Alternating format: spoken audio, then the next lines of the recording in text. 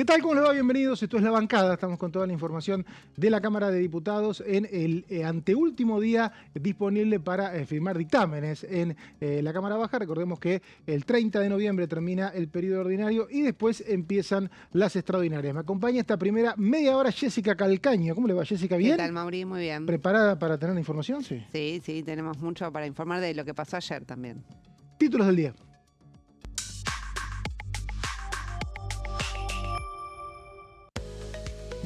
Comisión de Defensa Nacional, hubo un balance del trabajo legislativo que se hizo mediante una evaluación de los debates promovidos desde diciembre de 2023.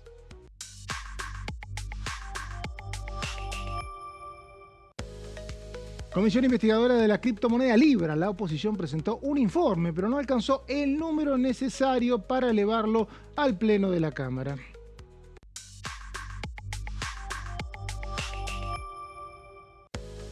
Comisión Conjunta de Mercosur y Relaciones Exteriores aprobaron enmienda al protocolo de Montevideo. Y empezamos este programa con un lujo, con una entrevista a una de las figuras que tiene esta Cámara, como es el diputado de Unión por la Patria, Hugo Yasky. ¿Cómo le va? ¿Qué tal? Buen día, muy bien. Bueno, diputado, hoy está en los diarios por haber tenido una reunión en la CGT para, de alguna manera, prevenirse de lo que se anticipa un debate sobre el cambio de la legislación laboral. Nos han dicho hasta el hartazgo todos los diputados del oficialismo, el proyecto no está, no lo conocemos, hay versiones, pero parece que, o por lo menos lo que uno lee, es que usted estuvo trabajando en algún tipo de propuesta propia. ¿Cómo es eso? Sí, estuvimos con los diputados de extracción sindical de Unión por la Patria, Sergio Palazzo, Vanessa Sile, Manrique Desmata y yo. La reunión nos permitió un primer encuentro con la nueva conducción de la CGT, conocer su pensamiento en torno al tema de la reforma laboral. Es verdad que solo son versiones, pero bueno, tenemos dos antecedentes. Uno es el DNU 7023, capítulo laboral declarado inconstitucional.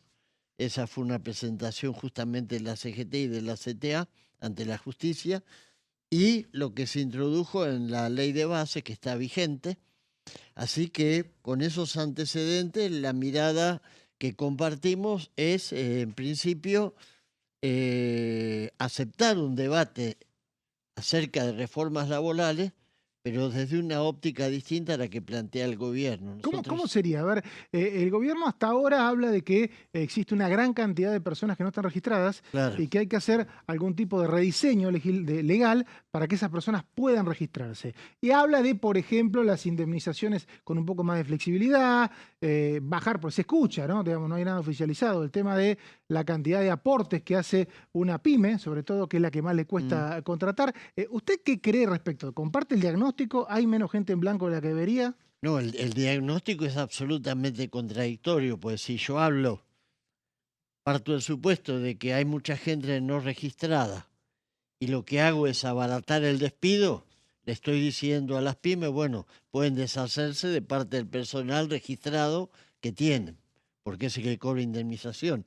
Nosotros decimos, sí, es verdad, hay muchos no registrados. ¿Cuál es el sector que tiene más trabajo juvenil y no registrado? Es el de trabajadores de plataformas digitales, que se ha expandido en la Argentina, bueno, en el mundo, se ha expandido.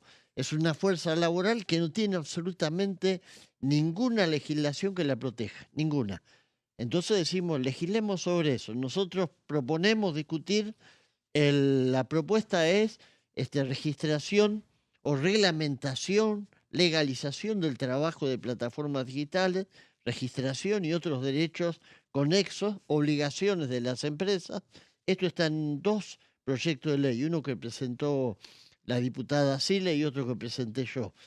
Otro tema que nos parece que hay que discutir, jornada laboral.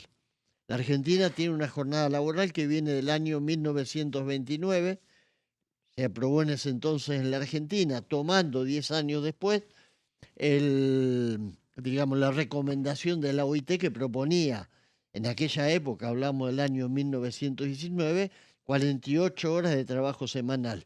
Eso es lo que rige actualmente en la Argentina. Chile, Brasil, México, Colombia han bajado esa jornada laboral, tienen jornadas laborales más reducidas. Proponemos legislar sobre ese tema. Licencias parentales. Y ahí, Todavía, perdón, por el sí, tema de la jornada laboral, ahí siempre está el debate de qué pasa con el salario, ¿no? Porque además que en los últimos meses también hubo una pérdida del poder adquisitivo, entonces está ese temor un poco de los trabajadores que dicen, sí, me gustaría trabajar menos, pero ¿qué pasa con mi salario? ¿Me van a claro, no, pagar el menos? proyecto plantea manteniendo el nivel salarial, que es como Ujú. se ha hecho en todo el mundo. Esto tiene un fundamento. Hoy tenemos digamos, una aplicación de avance científico tecnológico en los procesos productivos. Hoy un trabajador dotado de instrumentos que tienen que ver con la informática, la inteligencia artificial, modos de producción que se aceleraron, hay mucho más productividad en menos tiempo. Eso no se tradujo en salario, porque los salarios siguen siendo insuficientes. Decimos se tiene que traducir en el tiempo de vida de las personas. Más tiempo para estar con la familia, más tiempo para estudiar, para perfeccionarse, para lo que fuere. Más tiempo para la vida de la gente común. El otro tema que planteamos, licencias parentales. En Argentina, las tareas de cuidado están diseñadas de una manera en términos de licencia que todo recae sobre la mujer. En el momento del nacimiento de un hijo, el hombre tiene 2 días de licencia, es decir, menos que por una gripe.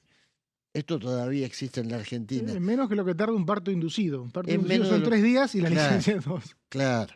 Entonces, bueno, estos son temas que no están legislados, que abarcan a un sector muy grande de la población y que creemos que sí hay que discutir. Por eso la idea es no tener una actitud de rechazo al debate de una reforma laboral. Sí discriminar qué es lo que vamos a hacer. Si vamos a eliminar los derechos de los que hoy los tienen para igualarlos con los no registrados, no nos parece el camino. Lo que no termino de entender, diputado, es, entiendo lo que dice de las plataformas, es ante este diagnóstico, o sea, yo a veces bromeo de que si uno toma una Secretaría de Trabajo o el Ministerio de Trabajo, se da una vuelta a manzana, hace 10 cuadras, los propios comercios que están por las zonas minoristas no tienen al personal registrado y tampoco son supervisados, porque si no tendrían que cerrar. O sea, el comercio minorista o toma poco menos empleado de los que necesita, eso está a la vista, uno ve a veces que falta personal en atención al público, falta, o de alguna manera es reticente cuando hay una fuerza laboral que está pidiendo trabajo. ¿Cómo se junta eso? ¿No? Porque el diagnóstico del gobierno, usted dice, no es cierto que esto es porque tienen miedo al despido, entonces, bueno, entiendo que usted dice que eso no es cierto. Ahora, ¿cómo se soluciona ese tema? Yo creo que hay que escuchar a las pymes, porque cuando uno va al médico, para que el médico pueda hacer un diagnóstico y en todo caso recetar la solución, tiene que escuchar al paciente. El médico puede imaginar ¿Usted ha hablado cosas. con ellos? ¿Les han dicho algo? Claro, estuvieron en el encuentro que hicimos hace 2 días acá en la sala del anexo C, un gran encuentro de laboralistas, de jueces, y estuvieron los empresarios del ENAC, que es el encuentro de pequeños empresarios de producción nacional, y ellos que plantean, nuestro problema no es el tema de que no tomamos empleo porque no tenemos, porque tenemos miedo qué pasa Al después juicio con el laboral. despido, el juicio laboral. Hoy la pyme que tiene competencia de productos que están entrando de países como China, frente a los cuales no pueden competir, pero hay precios abismales de diferencia y por más que esos empresarios hicieran milagros no lo podrían hacer, no tienen acceso al crédito, las tasas están disparadas y no hay acceso al crédito y no hay mercado interno. Cayó el poder de consumo, se desplomó. Ayer mismo hubo un informe que salió en varios medios que dicen que Argentina, medida en dólares en términos salariales, horadó el piso de Paraguay y de Bolivia. Somos el salario más bajo. Entonces las pymes que dicen, necesitamos mercado interno, acceso al crédito, alguna protección para algún tipo de producto que nosotros manufacturamos. Y no, el tema no es la reforma laboral, el tema es tener condiciones que nos permitan sobrevivir en este escenario. Claro, y quería preguntar, pues bueno, se habla mucho de modernización laboral, ¿no? Es como el título que se le pone a estos cambios. Ahora, cuando uno va a ver por lo menos las versiones, ¿no? Que de lo que se conoce, las intenciones que tiene el gobierno o incluso el antecedente, DNU 70, ley bases, La dirección es más bien quitar algunos derechos que están en los convenios colectivos o en la ley de contrato de trabajo. ¿Qué resultados vio que tuvo, sobre todo lo de la ley bases, porque la parte laboral del DNU 70 está judicializada, Sí, frenada, pero los cambios que se hicieron laborales en la ley bases a esta parte, ¿permitieron crear empleo genuino, que era un poco el fundamento de el por qué querían fundamento. hacer esos cambios de parte No, del es muy gobierno? interesante la pregunta porque ya tenemos un año de aplicación de esos cambios y no se generó empleo, al contrario, decreció, bajó un punto el empleo registrado, sobre todo en el sector pyme, es decir, y estos cambios ya están vigentes, es decir, hoy el empresariado tendría la oportunidad, si el motivo fuese el problema que le suscitaba esa legislación, tendría la oportunidad de haber tomado más empleo. No lo toma, pero tiene que ver con la situación económica. Tenemos una recesión instalada ya hace 7 meses, una situación que está haciendo desaparecer a un ritmo de 470 despidos por día, empresas pymes casi 18.000 que desaparecieron. Ese es el verdadero problema y querer atacar ese problema, reduciendo los derechos y abaratando el costo de la mano de obra, que en América Latina es la más barata, vamos a decirlo de esta manera descarnada, que no es apropiada, pero hoy la mano de obra del argentino es en dólares la más barata de América Latina. Entonces no podemos seguir tirando esa cuerda. El diputado lo dijo por segunda vez, los salarios en Argentina son los más bajos de América Latina. Usted es sindicalista hace mucho tiempo. También lo era cuando los salarios argentinos eran los más altos de América Latina, ¿no? Mm, Se habla hace 10, 15 años.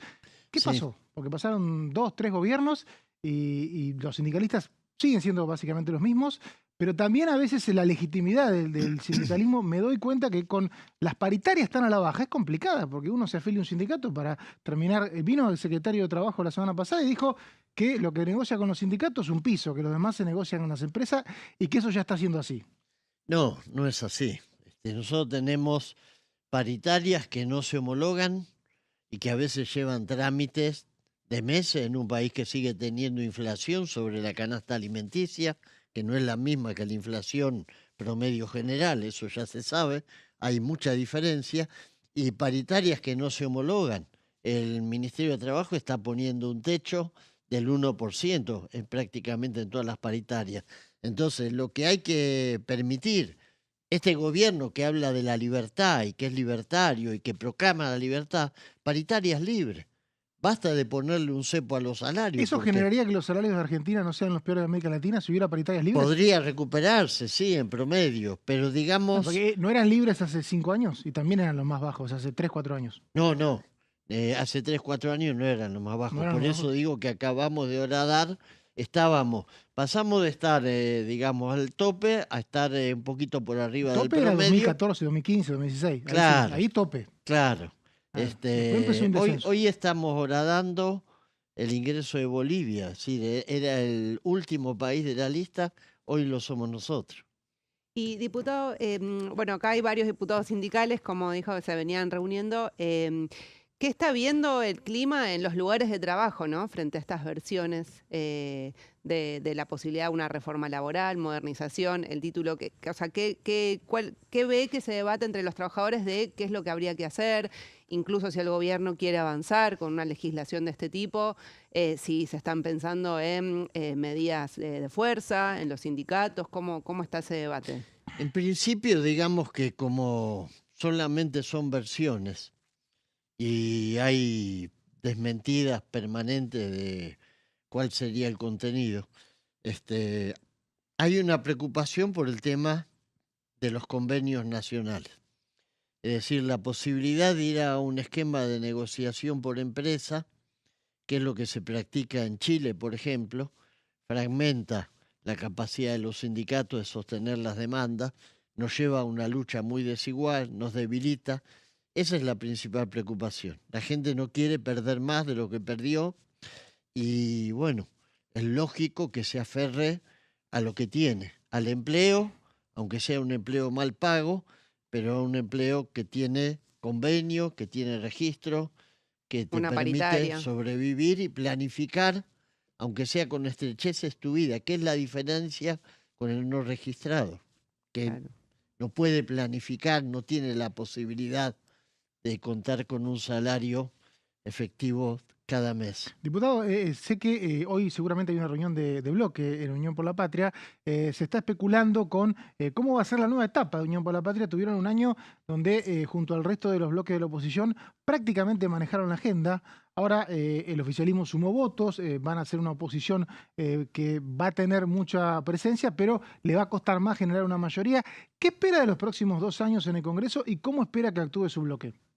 No, espero que podamos avanzar positivamente en la sanción de leyes que beneficien a la gente. Espero que el Congreso deje de ser una especie de máquina trituradora de proyectos a favor de la gente común. Estos temas que yo les estoy señalando no son una novedad. Nosotros presentamos el proyecto para reducción de jornada laboral, ustedes lo recuerdan. ¿Cuántas veces vine yo acá? Hace años que Sí. vengo discutiendo eso. Nunca se pueden discutir esos temas. Nunca se puede discutir nada que tenga que ver con mejorar un poco la vida de la gente. Espero que eso lo pueda hacer el Congreso, porque hay muchos ciudadanos que piensan que el Congreso solamente sirve para triturar derechos. Yo espero que el Congreso termine de darle respuesta a la gente que está esperando que resolvamos problemas básicos como los recursos para la universidad, los recursos para la gente con discapacidad, terminar de sostener, terminar con esta especie de permanente vigilia de la gente que tiene hijos internados en el Garraham. Las madres del Garraham la semana que viene vienen al Congreso, al bloque nuestro. Siguen penando, siguen sin saber si sus hijos van a poder seguir siendo atendidos en el Garraham. Espero que el Congreso sirva para solucionar esas cuestiones. Y diputado, estos días también, bueno, está la posibilidad, digamos, de que Unión por la Patria tenga interbloques, hay distintas versiones. ¿Cómo ve que está esa situación? O sea, ¿cree que va a mantenerse unido el bloque Unión por la Patria? ¿Hay conversaciones al respecto? Sí, yo creo que todos tenemos esa preocupación en el bloque. Ayer tuvimos un encuentro donde despedimos a los diputados y diputadas que van a cumplir ahora su mandato y que no renuevan. Y bueno, todos tenemos la sensación de que estamos a tiempo todavía de evitar que haya una división en el bloque. Creo que hay que hablar para eso, creo que hay que hablar y ser muy flexibles a la hora de contener distintas miradas y creo que podemos hacerlo. Confío en el pulso de Germán Martínez, que es alguien que sabe escuchar y que tiene esa capacidad que requiere un momento como este de contener y creo que vamos a salir adelante. Se va a replicar la idea que se está haciendo en el Senado. Acá ya hay en diputados un bloque único. ¿Se va a llamar justicialista? No sé si vamos a llamarnos Fuerza Patria o vamos a seguir con la actual Pero denominación. no aceptan interbloques. No, claro, vamos a tratar de evitar que que generemos este espacio de interbloques que es el mal menor. Yo todavía apuesto a que podamos resolverlo en el marco de la unidad. Si no, el otro será el mal menor. Gracias, diputado, por esta visita. Gracias a ustedes. Diputado Hugo Yasky, diputado de Unión por la Patria, referente de los espacios sindicales que está trabajando, esperando a ver cuál es esta propuesta. Jessy, que se habla de que la reforma laboral recién llegaría para fines de enero, ¿no? Sí, así es la segunda etapa extraordinaria, seguramente que se avance con el debate de reforma laboral. Todavía estamos esperando un texto oficial, ¿no? Que todo lo que estamos hablando son versiones, pero bueno, próximamente seguramente tendremos más detalles. 14 horas, comisión investigadora de fentanilo, Jessy, ¿no? ¿Quién Sí, viene? Viene el juez Kreplak, que viene llevando adelante toda la Pero causa. no puede responder preguntas, ¿no? Sí, Dicen que no, que va a hablar.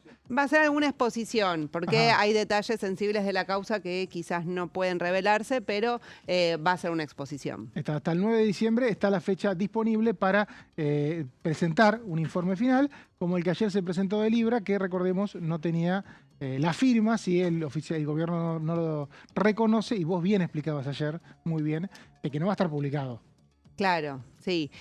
Con esto, porque necesitaban 15 firmas, se supone por el reglamento, eso es lo que objetó por lo menos la Libertad Avanza, tuvo 14 porque Yolanda Vega, salteña, finalmente no puso la firma que, bueno, No responde... pusieron otros más, che, no seas injusto con la pobre Bea. No, pero porque ella fue parte de la subcomisión, por ejemplo, de la investigación que se acercó al juez Es Martínez de dinámico, los años Giorgi. electorales son muy dinámicos. Bueno, por eso, hubo algún cambio de último momento, finalmente no estuvo ayer, pero bueno, está este texto que ya lo tiene la justicia y va a ser parte de la causa.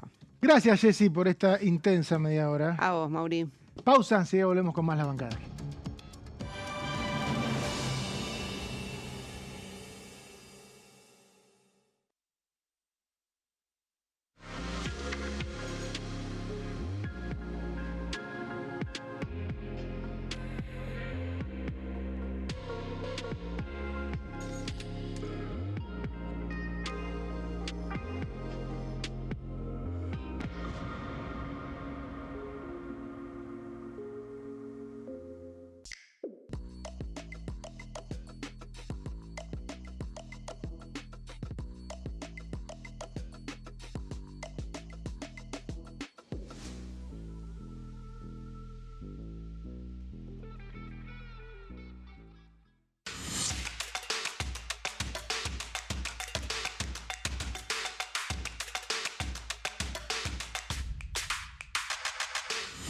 Quórum, de lunes a viernes, 14 horas.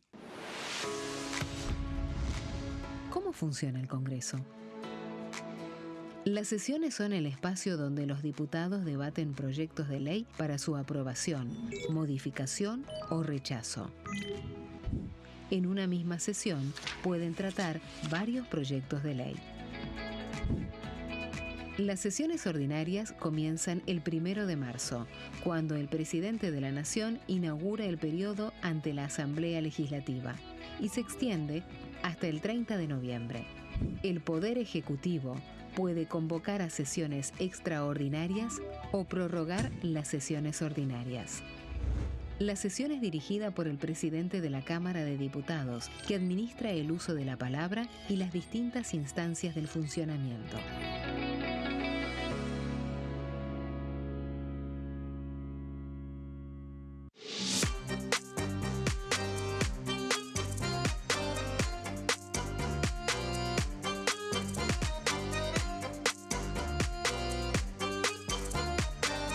Plenario, de lunes a viernes, 15 horas. ¿Qué función cumple el Congreso? El Congreso ejerce su función legislativa a partir de la deliberación y sanción de leyes que busquen el bien común de todos los habitantes. Durante 2024 se sancionaron 44 normas de enorme trascendencia, como la Ley Bases y Puntos de Partida para la Libertad de los Argentinos, la Ley de Medidas Fiscales Paliativas y Relevantes y la Boleta Única de Papel. La Constitución Nacional determina las atribuciones del Congreso, las cuestiones sobre las cuales puede y debe legislar, así como sus limitaciones. También establece la relación entre los distintos poderes, que es fundamental para equilibrar el sistema republicano. Además de legislar, el Congreso tiene la función de ejercer el control del Poder Ejecutivo, entre otras atribuciones. Ese control incluye el pedido de informes, las interpelaciones, la actuación de la Auditoría General de la Nación, dependiente del Congreso, la posibilidad de solicitar juicio político y la aprobación de las cuentas de inversión. Desde la reforma constitucional de 1994, el jefe de gabinete de ministros tiene la obligación de concurrir periódicamente al Congreso para informar acerca de la marcha del gobierno. Este informe se realiza alternadamente en cada Cámara del Congreso.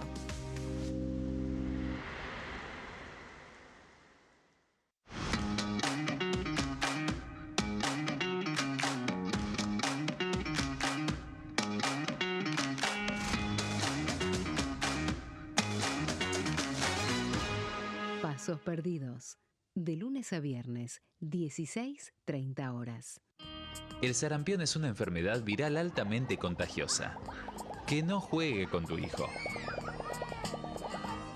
Puede poner en riesgo especialmente a menores de 5 años no vacunados. Ante la aparición de fiebre y manchas rojas en la piel, consulta de inmediato con un médico. La vacuna es la única forma de prevenirlo y es parte del calendario nacional de vacunación. Es segura, gratuita y está disponible en vacunatorios, centros de salud y hospitales públicos del país.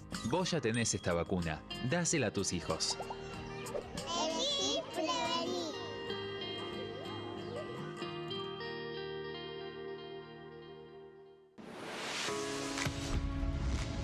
¿Cómo funciona el Congreso? Cuando un proyecto de ley ingresa a la Cámara de Diputados, ya sea presentado por un legislador, enviado por el Poder Ejecutivo o producto de una iniciativa popular, se trata primero en el ámbito de las comisiones. Las comisiones son el espacio de análisis y debate sobre los proyectos conformadas por legisladores de distintos bloques. Hay 46 comisiones permanentes que son centrales en la discusión parlamentaria, como Presupuesto y Hacienda, Asuntos Constitucionales o Legislación General. Existen también 32 comisiones especiales que tratan temas específicos. En su mayoría son bicamerales, es decir, que están compuestas por diputados y senadores, como la bicameral de trámite legislativo, encargada de analizar los decretos del Poder Ejecutivo. Para que un proyecto sea tratado en el recinto, debe contar con el apoyo de la mayoría de los integrantes de las comisiones a las que haya sido girado. Al finalizar una reunión de comisión, se dictamina sobre la pertinencia de tratar el proyecto en el recinto. El dictamen puede plantear la aprobación del proyecto o su rechazo.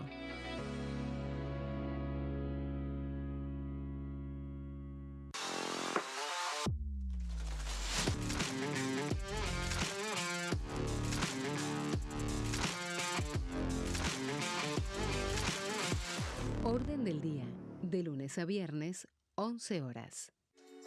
Bienvenidos, bienvenidas. Esto es mi proyecto de TV Stream.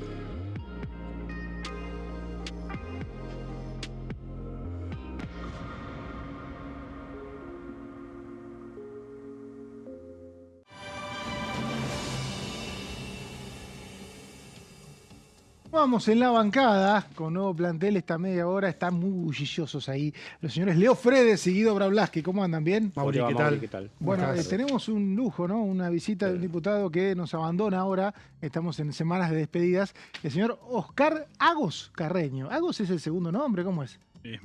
Perdón, buenas tardes. Sí, buenas tardes, sí.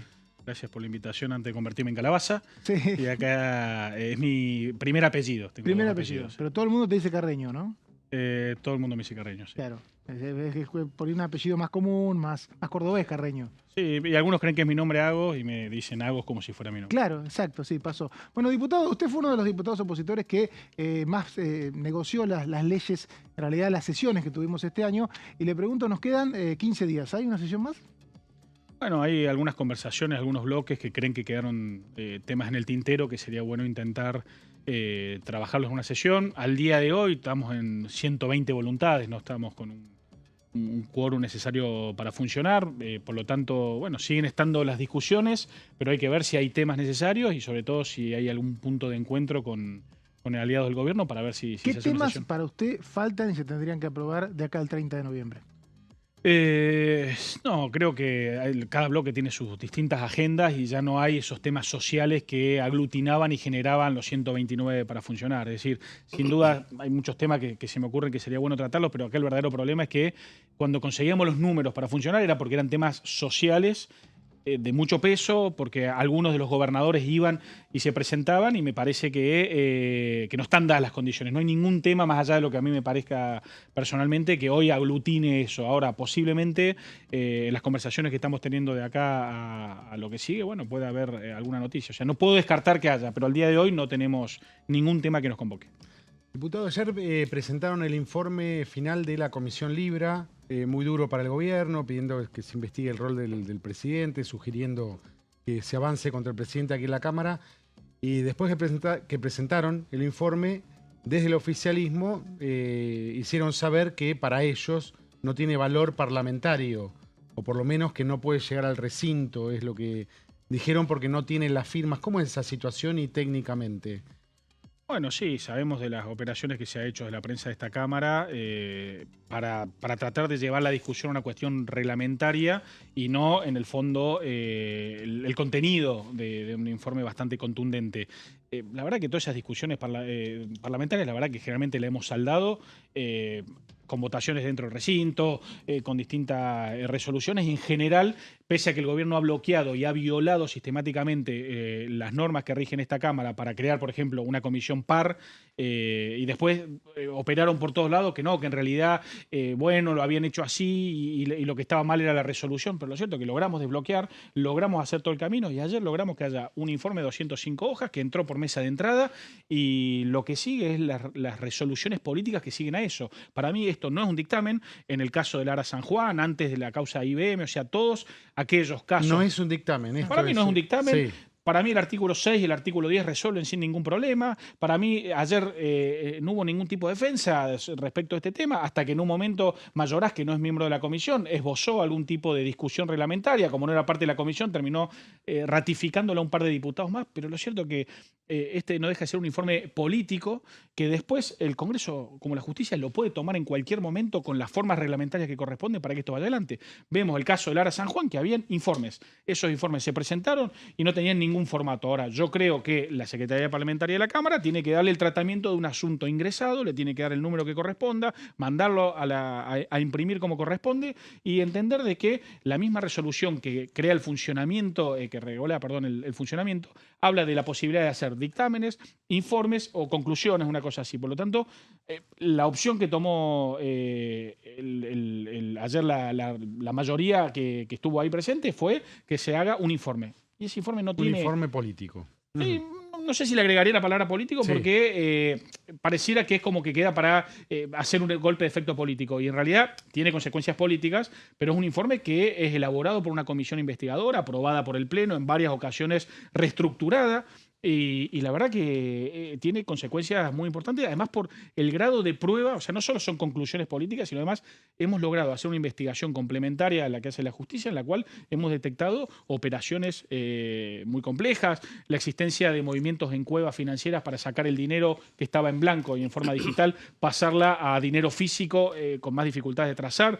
Hemos descubierto movimientos de la justicia de Estados Unidos, movimientos que se están haciendo ahora para escapar al bloqueo que intenta el fiscal Tayano, del que fuimos críticos, pero también vemos que desde abril está buscando bloquear los fondos. Por lo tanto, todo ese tipo de cuestiones son mayores. Y aparte sabemos que la Argentina muchas veces cuando pierde poder político el gobierno de turno es cuando se retoman del cajón este tipo de información para otro tipo de cosas. Es triste que sea así, pero lo cierto es que así viene sucediendo hace muchos años. Iba a preguntar justamente eso que estaba contestando un poquito a lo último de la expectativa que tienen sobre este informe. Bueno, es un poco eso, ¿no? A ver, primero... Creo que ustedes hacen una gran tarea en tratar de llevarle a la sociedad una explicación de algo complejo. O sea, todo el mundo entiende la causa Cuadernos y las coimas a darle plata a empresarios por la obra pública. Todo el mundo entiende lo de Españolo, que son audios muy pornográficos, o encontrar $700.000 en la casa de una funcionaria. Todo el mundo lo entiende con mucha facilidad eso. Ahora, es muy difícil de entender algo de nicho, como es invertir en este tipo de cosas y que pueda ser estafado. Y el gobierno además maneja comunicacionalmente un aparato que lo maneja muy bien. Por lo tanto, creo que es muy importante lo que hizo el periodismo de investigación y lo que hacen ustedes de tratar de ayudarnos a nosotros a traducir y que la sociedad vea el valor de esto. Ahora, la expectativa con esto es primero explicarle a la sociedad aquello que Milei no le supo explicar. En una entrevista fallida con Johnny Viale, que se metió Santiago Caputo, no hubieron explicaciones. No hubieron otras entrevistas con claras explicaciones y respuestas a un periodista que no sea afín al gobierno, pero tampoco se pusieron en lugar de denunciantes. Ellos siempre fueron denunciados. Y en la comisión no llevaron ni informe propio, ni una sola defensa. Bastaba con ningunear la comisión y después decir que es un temita reglamentario el que no permite que esto funcione. Bueno, la sociedad vio que en el New York Times salió nuestro presidente acusado de una estafa. Bueno, hay que dar explicaciones políticas si esperamos que haya inversiones, si esperamos que la Argentina salga adelante y si además esperamos salir de esta polarización donde toda la discusión es blanco-negro y que la corrupción no hay que investigarla en el gobierno de Milei porque los caerán peores. Bueno, hay que salir de esa polarización y entrar realmente a decir que la corrupción está mal, sea el gobierno que sea. Lo llevo al lugar de diputado opositor y también de abogado, porque hay 3 leyes sancionadas por este Congreso que el presidente vetó, se rechazó el veto y finalmente no se están implementando. El gobierno dice que puede no implementarlas porque una ley, que es la ley de ejecución presupuestaria, le permite retasear fondos si no los tiene. ¿Qué opina usted respecto a esta resolución que hace el gobierno? ¿Cómo está la situación? Si usted se encontrara con alguien, ¿cómo está hoy el tema de emergencia en pediatría, emergencia en discapacidad, universidades? ¿Hay sujetos de derecho? ¿No hay sujetos de derecho? ¿Cómo estamos parados?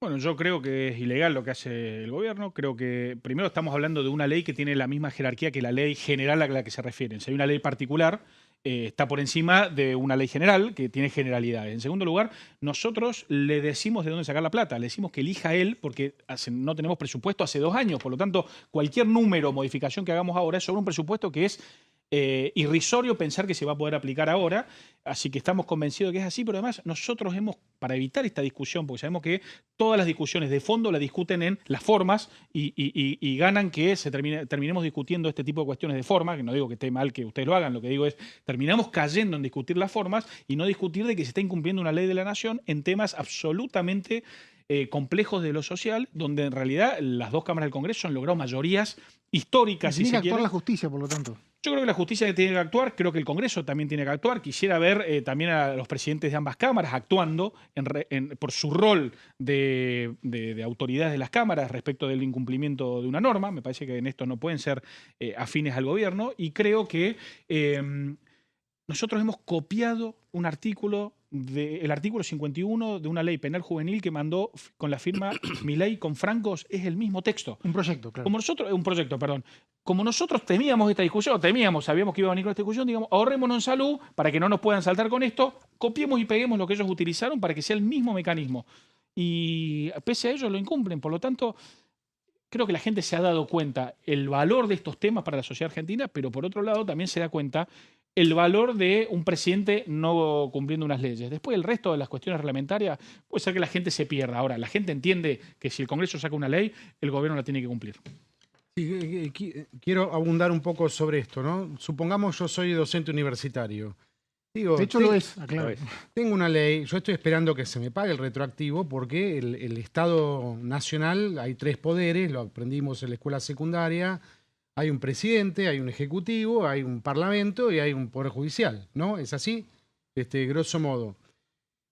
A todos los docentes universitarios se nos debería pagar el retroactivo inmediatamente a los no docentes, que dice la ley, lo mismo discapacidad, etc. Ahora, esto está en un limbo.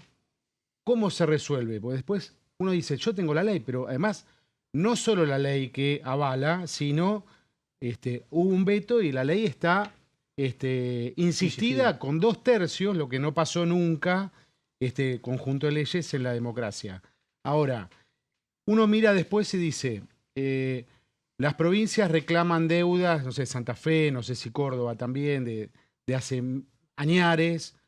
La ciudad de Buenos Aires reclama también que se le pague, entonces se junta Jorge Macri con el ministro Caputo y le dice, yo no pago, no tengo plata. Es decir, ¿cómo se resuelve en el marco de la ley y de la democracia? Porque las leyes están hechas para cumplirse y no se cumplen. Como abogado, retomo lo que dice acá Mauricio. ¿Qué me decís? Y que los abogados no tenemos libros escritos o soluciones para cosas que nadie previó que era posible. Digo, cuando se escribió la Constitución Nacional, de la de 1853, la del 94, las intermedias, nunca pensaron esto. O sea, nunca pensaron que se le iba a ocurrir al Poder Ejecutivo no cumplir con una ley.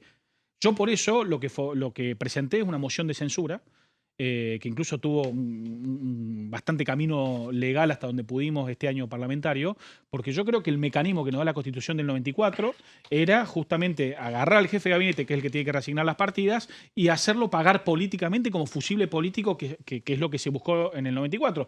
Muchos venían y me decían, pero es dialoguista, si perdemos al único dialoguista del gobierno, ¿cómo seguimos? ¿Qué sé yo? A mí me parece bárbaro que sea dialoguista. Ahora, el principal valor de un funcionario público a cargo de la Administración General de la Nación es que cumpla la ley. Entonces, la verdad que a mí se me ocurrió ese mecanismo como abogado, como legislador, y seguramente debe haber otros. Lo que pasa es que el constitucionalista nunca se imaginó esto, y creo que es donde estamos entrando en un terreno oscuro de un conflicto entre poderes, porque incluso tengo entendido que hasta tampoco cumplen fallos, o buscan vericuetos, dan vuelta. Entonces, si tenemos un ejecutivo que está dispuesto a no cumplir con fallos, a no cumplir con leyes, bueno, yo no sé, yo tampoco veo a los inversionistas de Estados Unidos poniendo plata livianamente acá, porque dicen, ¿qué seguridad jurídica me da este presidente? Está muy bueno, se lleva bien con Trump, seguramente es el camino que la Argentina necesita. Ahora, lo primero que ve alguien que está en Wall Street es si realmente el presidente de la Nación va a cumplir con sus compromisos. Y si no le cumple a los docentes universitarios, a las personas con discapacidad o a los que cuidan a los niños argentinos, empiezan a decir, che, ¿y a mí me va a cumplir? Si yo voy a alguna inversión para para extraer gas licuado en el sur, si yo pongo una minera o si yo pongo una empresa de software, ¿a mí quién me ampara si el propio gobierno no cumple las reglas? Bueno, ahí es donde yo creo que es mucho más importante lo que está en la macropolítica por encima que lo que está abajo. Después, ¿qué les queda a ustedes? Bueno, uno a uno o con sus gremios, ir a la justicia a buscar que la justicia diga y haga lo que tenga que hacer y no demore suficiente, porque no hay dudas que hay un incumplimiento legal. Diputado Oscar Agos Carreño, de Encuentro Federal. Gracias por la visita. Gracias a ustedes. Estuvo muy cómodo. Estábamos con uno de los diputados que todos los periodistas coinciden más laboriosos, ¿no? Podemos decir, seguramente se va a ganar algún premio a fin de año. Bueno, recién hablábamos de la modernización laboral, el proyecto que prepara el presidente Javier Milei, y esto decía la diputada Marilú Quirós. Necesitamos urgentemente, esto es una asignatura pendiente de todos los políticos, hay que hacer lo que hay que hacer, necesitamos una ley laboral, una ley tributaria, la baja de impuestos, tenemos demasiado empleo negro, o sea, necesitamos que las cajas previsionales empiecen a trabajar a través del empleo en blanco, que puedan entrar los trabajadores en esta rueda, que se pueda aportar y que la caja pueda empezar a dejar de estar quebrada. O sea, hay un montón de cosas que tenemos que arreglar. Los sueldos tienen que subir, los sueldos de los trabajadores están bajos. Por otro lado, saber que los derechos adquiridos no se van a tocar, hay que bajar los impuestos. A ver, yo soy empresaria, vengo de la parte privada. Tener en blanco un empleado son dos sueldos, o sea, el sueldo que percibe el empleado y otro sueldo que uno tiene que poner de aportes, ¿no es cierto? Entonces, ¿qué hace eso? Que nosotros tengamos lo mínimo indispensable de gente que trabaja con uno, que tendríamos que abrir un mercado laboral más grande, porque no se puede, o sea, las pymes no pueden funcionar con la cantidad de impuestos impresionantes que uno tiene que pagar. Después, por eso, poner al empleador en blanco, que eso es fundamental. Primero, para que el empleado pueda tener obra social, pueda tener todos los beneficios que pueda tener, es muy importante. O sea que eso es algo que hay que trabajar en eso. Y salir del carancheo de los abogados con los juicios laborales, que nadie, el único que pierde es el empleador y el empleado, y ganan los abogados. O sea, hay muchas cosas que tenemos que ordenar. Y esto es una cosa que hay que hacerla de manera urgente.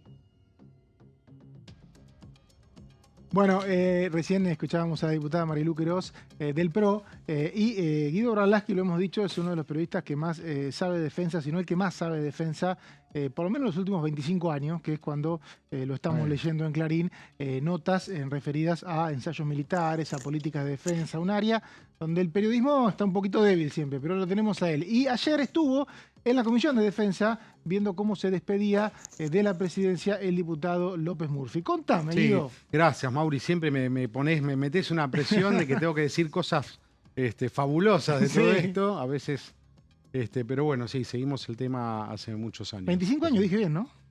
Y, un poco más. Sí. Yo leí notas tuyas en el año 2000.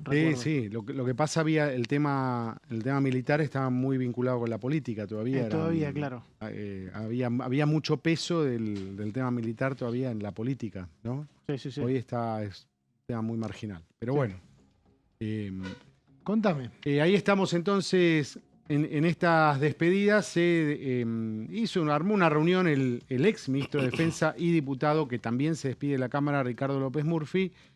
Armó una reunión para hacer un balance de lo actuado en los últimos 2 años que él presidió la comisión. Me piden que te acomodes un poquito el cuello. Sí. Sé que la queda... comisión... Uy, mirá. El otro, es el otro. Ahí está, un cuello rebelde. Muy bien. ¿Así? No, pero sí, mira la pinta que tenés. Mañana te traigo una corbata. Está rebelde. Ahí está. Tenemos una corbatita. Está rebelde. Ponete saco un poquito más arriba. Sí. Bueno, por ahí no hay caso, ¿no? Ahí está, ¿Así? ahí estamos. Bien, ¿Así? perfecto. Sigamos. Por ahí te ven la gente del Ministerio de Defensa, no le va a gustar. Yo aprendí Horacio en Bonn, así que yo hago todas estas cosas en cámara. En los ensayos militares no te dejan. No tengo problema. No. Vamos de... Bueno, sigamos, dale. Ropa camuflada. Bueno, ahí está. La preside Ricardo López Murphy, hizo el balance. Fue una reunión para eso, fue muy cortita, duró poquito más de 13 minutos desde que empezó hasta que terminó. Hizo básicamente un agradecimiento a todos los miembros de la comisión y a toda la gente que la integra, diputados y no diputados. En el balance expuso, lo tenemos en la próxima placa, la comisión se reunió 18 veces, 11 en 2024, 7 en 2025, trató 163 expedientes, 52 tuvieron dictamen. Recordemos que no todos son proyectos de ley, hay muchos proyectos de resolución, etc.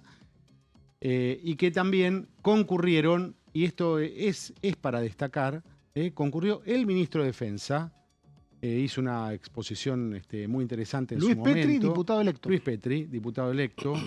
Y acá una diferencia, ¿no? Porque siempre se le reprocha, por ejemplo, a Mario Lugones, que no se le conocen declaraciones, no se le conoce la cara. Faltó siempre. Pero ahí está la diferencia entre los ministros que vienen de la política y que, bueno, Petri además fue diputado 8 años, ahora vuelve a la Cámara. Provincial. No tienen problema en dar la cara, en exponer públicamente a los representantes del pueblo, ¿no? No, la Cámara de Diputados. Y eso lo En cambio, legitima, otros Sí, lo legitima. que vienen del sector privado, que son como gerentes, ¿no? Como Mario Lugones, es otro palo, ¿no? Patricia Bullrich.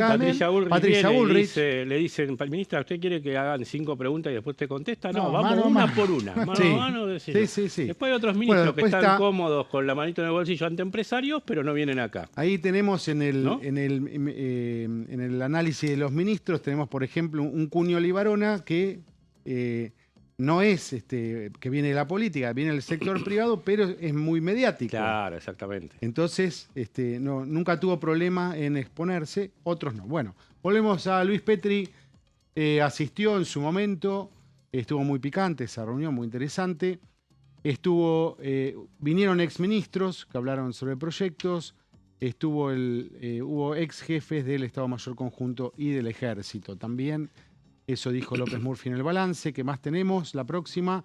A pesar de debates muy fuertes, siempre mantuvimos las formas, el tono, dijo Murphy. Emocionado, el Bulldog en su despedida dijo del Parlamento y de la actividad parlamentaria. Pensemos, hay que ver qué pasa dentro de 2 años cuando haya renovación, si tiene chances de volver. No estuvo lejos, ¿no? Pero no entró. Fue cabeza de lista. Sí.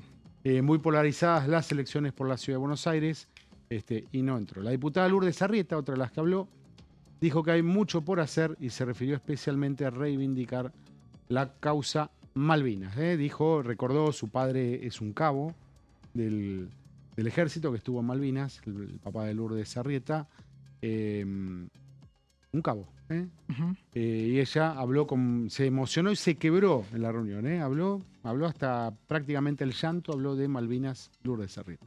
Y ahí terminó 13 minutos la despedida de la Comisión de Defensa. Y la verdad, todo el detalle acá. Gracias, Guido, por el detalle. Les cuento que se acaba de confirmar que los 3 diputados que se conocen como radicales violetas o con peluca, Mariano Campero, Luis Picati y Federico Tournier, son los 3 que siguen con mandato hasta 2027. Hay otros 3 que finalizan. Se sumaron al bloque de La Libertad Avanza, que de esta manera ya supera los 90 miembros. Todavía no está confirmado que sea la primera minoría, pero bueno, va escalando con esta idea de llegarlo. Gracias, Guido, por esta media hora. Y gracias, señor Leo, Muchas también gracias, por habernos acompañado. Gracias a ustedes también. Ya llega Horacio Bon. Volvemos mañana a las 13 acá en La Bancada.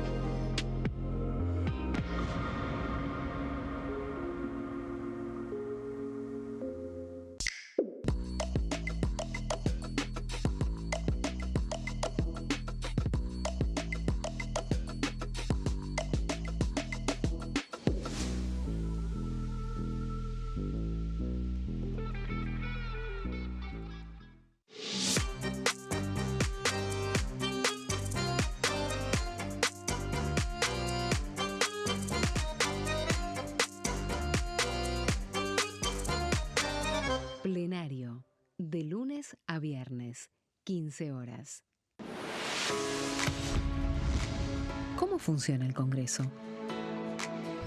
Cuando un proyecto de ley ingresa a la Cámara de Diputados, ya sea presentado por un legislador, enviado por el Poder Ejecutivo o producto de una iniciativa popular, se trata primero en el ámbito de las comisiones. Las comisiones son el espacio de análisis y debate sobre los proyectos conformadas por legisladores de distintos bloques. Hay 46 comisiones permanentes que son centrales en la discusión parlamentaria, como Presupuesto y Hacienda, Asuntos Constitucionales o Legislación General. Existen también 32 comisiones especiales que tratan temas específicos. En su mayoría son bicamerales, es decir, que están compuestas por diputados y senadores, como la bicameral de trámite legislativo, encargada de analizar los decretos del Poder Ejecutivo. Para que un proyecto sea tratado en el recinto, debe contar con el apoyo de la mayoría de los integrantes de las comisiones a las que haya sido girado. Al finalizar una reunión de comisión, se dictamina sobre la pertinencia de tratar el proyecto en el recinto. El dictamen puede plantear la aprobación del proyecto o su rechazo.